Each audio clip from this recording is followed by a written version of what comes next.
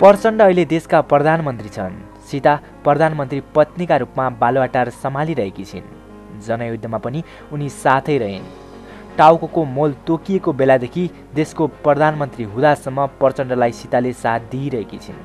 तर उनै सीतालाई प्रचण्डले पैसा दिएन भनेर ड्याम्की ड्याम कुटेको कुरा सुन्दा अनौठो लाग्ने रहेछ। 2051 सालतिरको कुरा। प्रचण्ड त्यति बेला नेकपा मोटो मसालका हर्ताकर्ता। जनयुद्धको नीति पार्टीले पारित गरिसकेको। जनयुद्ध भनेर कागजमा लेखेर मात्र पनि भएन, हतियारदेखि अरू सामान किन्नै पर्यो। त्यसका लागि पार्टीले केन्द्रीय समितिमा रहेका सदस्यबाट आर्थिक सहयोग लिने निर्णय गर्यो। पार्टीका महामन्त्री रहेका प्रचण्डको भागमा परेछ 8,000 रुपियाँ। 8,000 रुपियाँ अहिले सुन्दा त्यति धेरै जस्तो लाग्दैन, तर त्यति बेला धेरै नै थियो।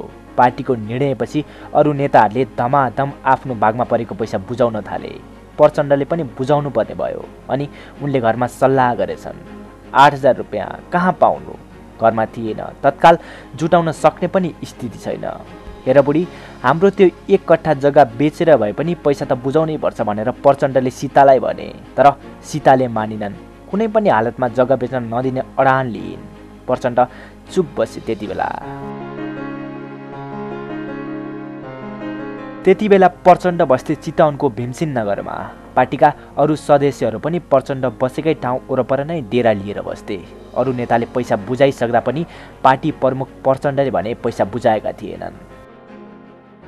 एक दिन प्रचण्ड पत्नी सीता गुवा रुँदै नजिकै रहेको कमरेडको डेरामा पुगिछन्। त्यति बेला कोठामा खम्बासिंह कुँवर, काजी साहब, दिपेन्द्र शर्मा र ईश्वरी दाहाल असारे काका थिए। पछि प्रचण्डका भाइ नारायण दाहाल र इन्द्रविलास पौडेल पनि आइपुगेछन्। पैसाका लागि जग्गा बेच्न नदिने अडान राखेकी सीतालाई प्रचण्डले अरू केही नपाएपछि घरमै राखेको ठुलो छाताको ढाडले ढुट्टाएपछि उनी रुँदै गुहार माग्न आएको प्रसङ्ग उल्लेख गर्दै असारे काकाले लेखेका छन्। हामीलाई त समस्या परिहाल्यो। आफ्नो नेताको घर वरपरको झगडा समाधान गर्नु थियो। आन्तरिक रूपमा समाधान गर्न हामी तयार लाग्यौँ, तर यो घटनाले पार्टी पङ्क्तिमा निकै ठुलो तरङ्ग आयो। सबै कमरेडले पैसा बुझाइसक्दा पनि आफूले दिन नसकेको र यसको कारण स्वास्नी सीता नै रहेको ठहर गर्दै यही जोकमा प्रचण्डले सीतालाई छाताले भकुरेका रहेछन्। लगातार लोग्नेको आक्रमणबाट बच्नकै लागि उम्किएर गुहार माग्न पुगेकी रहेछन् प्रचण्ड पत्नी सीता। त्यसपछि प्रचण्ड र सीतालाई राखेर समस्या समाधान गर्ने काम सुरु भयो। त्यति बेला मध्यस्थता गर्ने कमरेडहरूले यस काण्डमा प्रचण्डले अति नै गरेको महसुस गरे। उनीहरूको निष्कर्ष थियो, आखिर पार्टीको निर्णय लागू गर्ने भन्दै प्रचण्डले यो स्तरसम्म नउत्रिनु पर्थ्यो। उता सीताको जिद्दी स्वभावलाई पनि कमरेडहरूले इङ्गित गरेका थिए। सीताले पनि आफ्नो कमजोरी स्वीकार्नु नै पर्छ। सो जग्गामा प्रचण्डको पनि हक छ भनेर सीताले नबुझेर जिद्दी गरेकी थिइन्। त्यति बेला अरू कमरेडले महामन्त्री रहेका प्रचण्डलाई भने कि नेतृत्व भएर यस्तो उत्तेजित हुनु हुँदैन।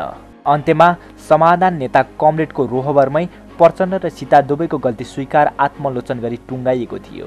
हामीले यो सामग्री सङ्घर्षका पाइला नामक पुस्तकबाट साभार गरेका थियौँ। सीतालाई पिटे पनि जग्गा बेच्न नदिएको भए पार्टीको निर्णय कार्यान्वयन नगरेको भन्दै प्रचण्डलाई कारबाही पो हुन्थ्यो कि, र यही कारण जनयुद्ध पो नहुन्थ्यो कि भनेर अब सोच्नु बेकार छ। तपाईँलाई यो सामग्री कस्तो लाग्यो कुन्नी? कृपया कमेन्ट बक्समा कमेन्ट गर्न नबिर्सनुहोला। अनि विशुद्ध समाजका गतिविधिहरूलाई सञ्चारको माध्यमबाट दुनियाँको कानसम्म पुर्याउने यी कुरौटेलाई लाइक, सब्सक्राइब, सेयर गर्न नबिर्सनुहोला। धन्यवाद।